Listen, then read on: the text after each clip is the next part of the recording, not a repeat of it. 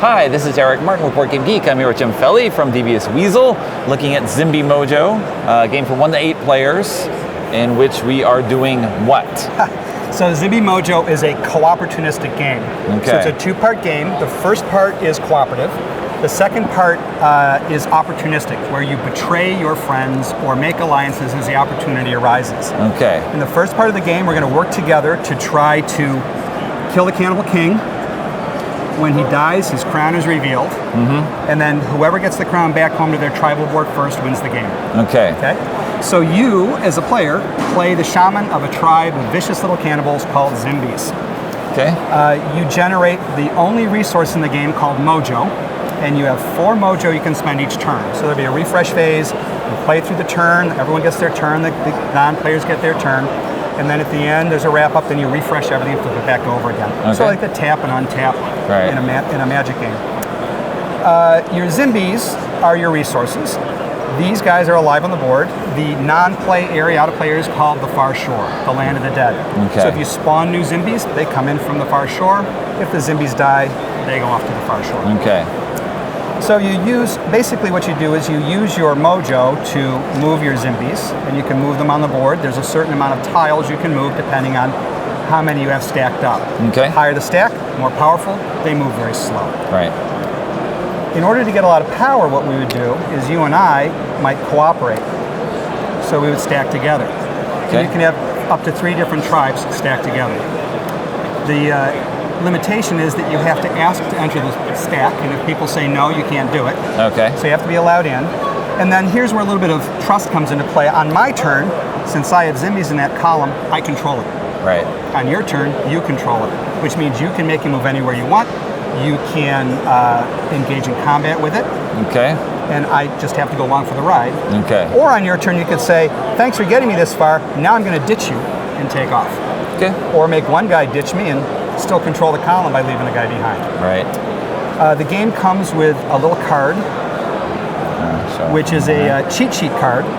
So on one side, it talks about things that have to do with magical spells, which are all called scrolls, what the targets are, what the types are, and how you use them. And on the other side, it gives you a cheat sheet on each of the 4 creature types, how vicious they are in combat, and how tough they are to kill, and how you can move. It's pretty easily memorized after you play a couple times, but there's 4 of them included for new players. Okay. The only creatures in the game are the Zimbies, the King's Thugs. Okay. You can create zombies in the game. If you grab this little guy there, that's a zombie. They're a bit expensive to make. They require sacrifice. They're extremely stupid, extremely slow, and if you don't quiet them at the end of your turn by an expenditure of a Mojo point, they shamble toward the nearest living thing and attack, which could be your own good. guy. Oh, no. Jeez, that's not going to happen. No, it could be good. The turn order is the king gets to go first, and each turn he will move onto a random tile and fire off the ritual on that tile. This is the ritual of hunger, so all of the shamans playing have to sacrifice Zimbies. Okay. He's really trying to hurt you. Next turn, he moves back to the blood mist to get more blood Mojo. Next turn, he moves to a random one, so he keeps firing off these rituals. Okay. After he goes, the shaman gets to move, and we have what's called a first mover. At the end of the turn, before we reset for the next turn, we see who's got the most non-depleted active Zimbies on their board. And whoever that person is, they're the first mover for the next turn. Okay. So if you want to be the last guy to go, or not the first mover, you want to use all your guys up first. Right. If you want to be the first mover, you want to use your individual Mojo up first. Your individual Zimbies move on the board. Each one that moves, you don't have the option of taking Mojo from it instead. So I can select Mojo from it. Then the thugs go. They'll randomly patrol while the king is alive or on the red path. Once the king dies, they patrol at double speed, 1 along each of the quadrants. Okay. To get to the king, you have to have at least 2 different tribes in the same column coming to one of these shrine tiles. So the thug's got to be gone for you to walk in. You each pay 1 Mojo, flip it over, find what element it is, and that ward and that seal are removed from the game. You can now access the king. Only through there. Exactly. Okay. And when the king dies, the other one stays shut. So if you don't deactivate any of these, that's your only way in or out. Right. So if you're lucky enough to have it near where you want to bring the crown back to, that's great. But if you're far away, maybe you want to open another one. Okay.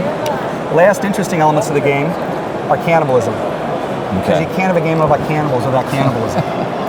So as a shaman, each of these Zimbies you tap for Mojo will give you 1 Mojo point to spend on spells or on movement.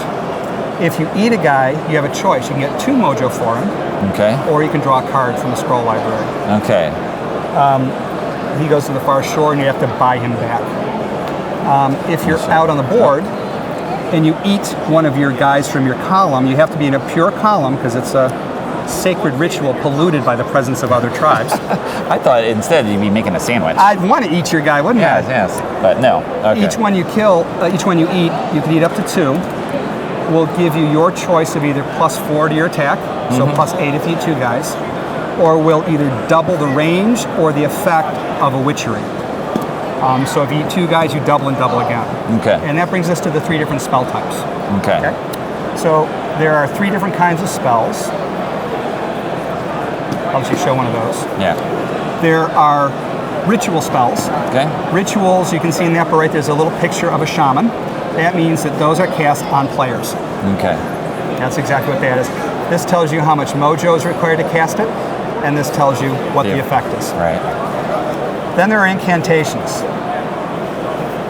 So for instance, Benzi Luxi, you cast it on a shaman. As part of the casting cost, I put it by your board and put one of my Zimbies on it. So if I were to cast Benzi Luxi on you, it would go by you with one of my, I have to have an active Zimby on as part of the cost, so I pay 1 and do that. As long as he's on there, he's chanting. And that means that's active as long as he's on there. Okay. I could take him off at any time or use him for Mojo at any time, and it immediately goes away. Okay. So it's an investment, and that guy does not count toward first mover. The last types of scrolls, I'm terrible at this, are witcheries. Witcheries, again, tell you what target you can affect. They are channeled through Zimbies on the main board. So incantations and rituals you cast on players. Okay. In order for me to cast a witchery, I need to be in line of sight within 3 tiles and not be going around a corner. Right. So witcheries are the only way that we can affect things on the main board.